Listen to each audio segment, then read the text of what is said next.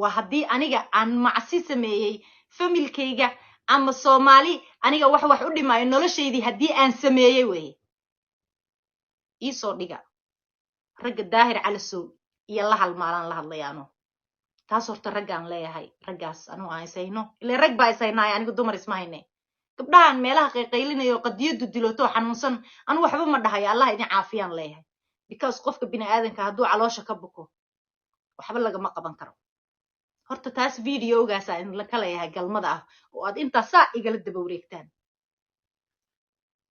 fasax baa maanta u qabtaane soo dhiga haddaa rag tihiin xiniya sheegataan oo rag aad tihiin